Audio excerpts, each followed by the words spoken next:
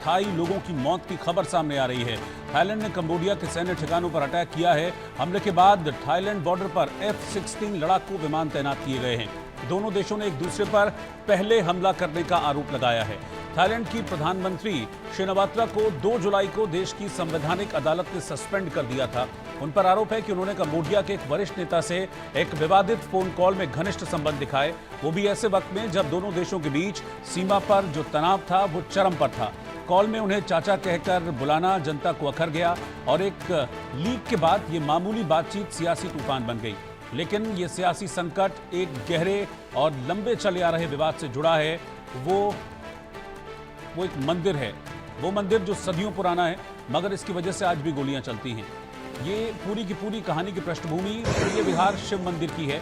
1000 साल पुरानी विरासत जो अब 2 पड़ोसी देशों के बीच झगड़े की वजह बन गई है। साथ ही साथ सीमा विवाद को लेकर भी इन दोनों देशों के बीच टसन बनी हुई है, टसल बनी हुई है और इसी के चलते एक दूसरे पर गोलियां बरसाई गई हैं।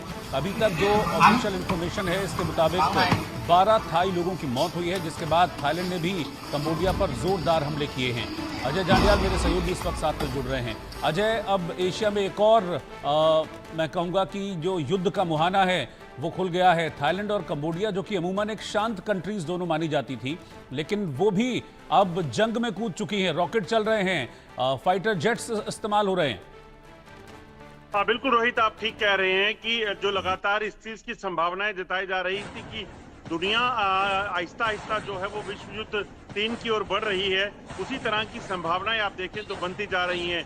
यूक्रेन रशिया आप देखें, इजराइल हमास देखें, फिर अमेरिका और ईरान की एंट्री, और अब देखें तो कंबोडिया और थाईलैंड के बीच में जो जंग के हालात बने हुए हैं। ये विवाद आज नया नहीं है, काफी पुराना है, मगर जिस तरीके से इस समय ये उठा है उससे कहीं ना कहीं चिंताएं इस चीज को लेकर हैं कि अगर ये ज्यादा बढ़ जाता है तो यकीनन फिर जो साथी पड़ोसी देश होते हैं उन पर भी असर पड़ेगा।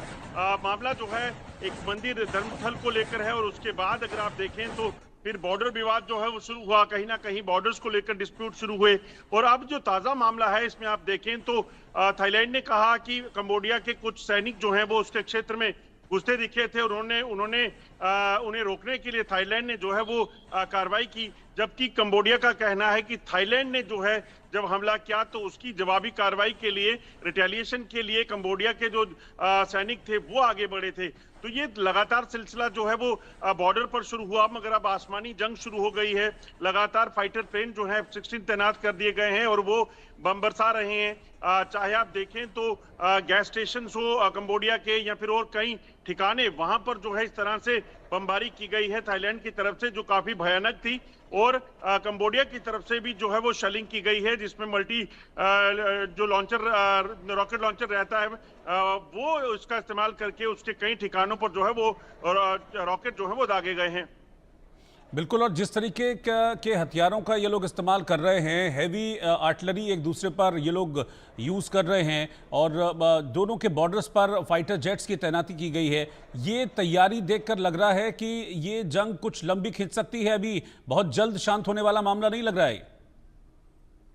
देखिए, अगर जिस तरीके से अगर हमले शुरू हुए हैं उससे ये अंदेशा लगाया जा सकता है कि ये जंग इतनी जल्दी इतनी आसानी से रुकेगी नहीं। हालांकि अपेक्षा करते हैं दोनों देश इस चीज को समझ जाएं, क्योंकि जंग से किसी चीज का हल तो निकलेगा नहीं और जंग जो है वो डिजास्टर रहेगी और वो कहीं ना कहीं नुकसान करेगी। मगर अभी जो माहौल बना हुआ है उसमें अब बाकी जो देश हैं उनको उनका सहयोग क्या रहता है, उनकी कोशिशें जो हैं पड़ोसी देशों की इस जंग को सुलझाने की और इस मसले को दबाने की होती हैं, या फिर दोनों तरफ से जो है दोनों कंट्रीज को अगर कहीं और सपोर्ट मिल जाता है, एक्सटर्नल सपोर्ट, तो फिर ये जंग जो है वो आगे बढ़ सकती है। इस चीज की आशंका पूरी बनी हुई है।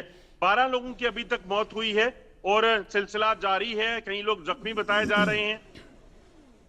अजय, कंबोडिया और थाईलैंड दोनों ही कंट्रीज ऐसी हैं जिनकी इकोनॉमी काफ़ी हद तक पर्यटन पर निर्भर है। दोनों ही देशों में बड़ी संख्या में पर्यटक जाते हैं हर साल घूमने के लिए। अगर ये जंग लंबी खींचती है तो फिर उस पर्यटन पर भी असर पड़ेगा जो डायरेक्टली इनकी इकोनॉमी को हिट करेगा।